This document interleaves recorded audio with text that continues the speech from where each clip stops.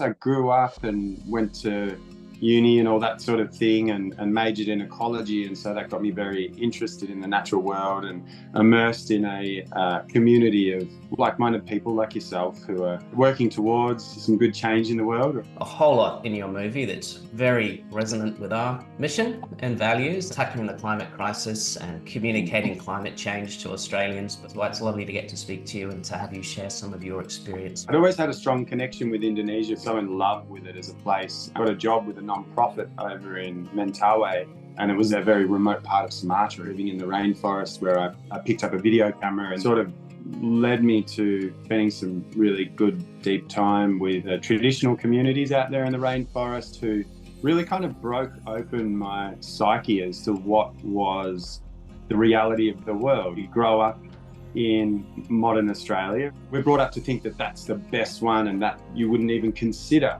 other options. And so going to Mentawai and seeing how all these things that we're striving for and a lot of people are struggling for in Australia to afford beyond the working lifestyle, these guys were living it. There was a really obvious cultural difference between where we are as Australians and traditional Mentawai people are. From my own experience, what I noticed all across the world, whether it was from very remote Sumatra all the way to Alaska or down the very bottom of South America in Patagonia, we ended up interviewing people that were all saying almost exactly the same thing in regards to the way the globalized world systemically eradicating their cultures, which in turn erodes the values of connection to nature because their cultures are inherently connected to the land and country. But when I came back, it kind of was a bit of an epiphany moment when I was doing a bit of research that, in fact, the entire world, up until very recently in human history, we didn't perceive ourselves as superior and separate from nature, but we saw ourselves as a part of a living ecology and never set off to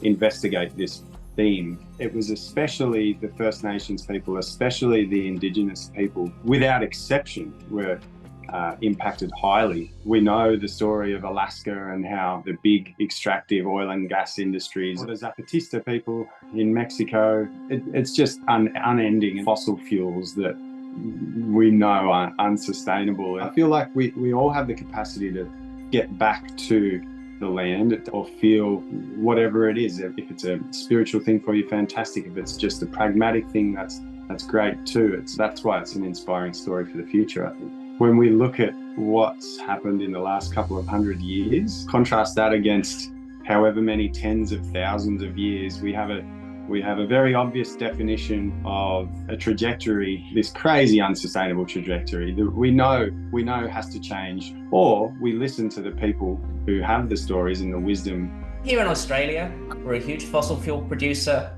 big part of the problem of climate change in the past, but also home to the oldest continuous Indigenous cultures on the planet, and an enormous sort of wealth of ecological knowledge. Remarkable First Nations leaders who are doing remarkable work to protect the country for everybody. When I was a young child, I remember learning about the sea before I could walk.